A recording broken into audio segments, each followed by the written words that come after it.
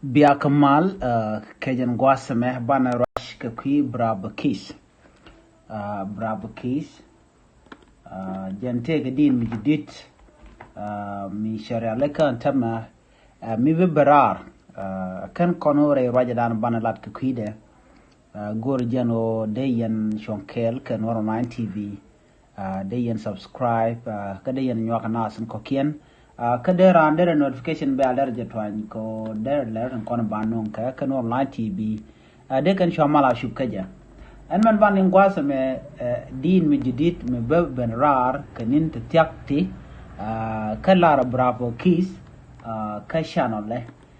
ki ka Facebook page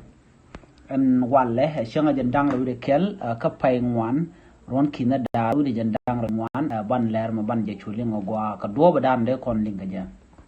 man chalat guasa me bravo kis chalat and go take a deed a midget dit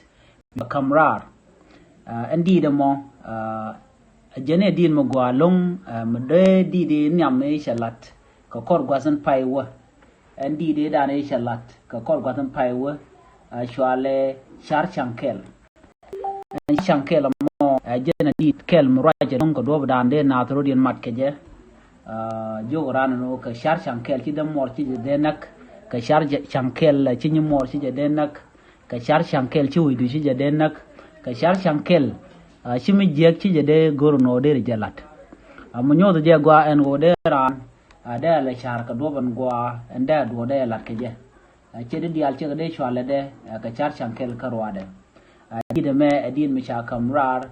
bravo kis ka kor gwa spaiwa en tama ci bravo kis ya barar ka di do dien en di den dan liep ka en tama men chalat o shwal ka je they hate me mnyono lokana nyir kana ci bravo kis te je lari no ka Facebook page a jandi de barar lenye shar chankel ka goy ke do badan en ci jalat ka ja bravo kis jen la de lung ko de net nas de gordian mat ando godan nyoda ka social media kadid den chalke char chankel che winen to wan long che jek mo nyodo je gwan woni to wan lip kana no de kandi de bebeno ko kor char chankel di chalke de hate me lep ka je ne shunga ka gor ka je no de jamal jek kana chang dana be je kamrar ka je kana jalat dundo sha gore je ka Facebook page de kon diala gor ka Facebook page ka der je gorba ka YouTube channel misha gor bravo kis bisha gor no bijo jegen wini shongna kel ka panane kontin non ko kor wai ni shuma wai ni mada ko do bada de nuer de katkeje ajele dan ye ka kwi panan dan ne bravo kis nyang dit men chiror yale ko ba kon entertain ki ba kon jaga jablo kon bi ke tes ka dir kon ling kon ka je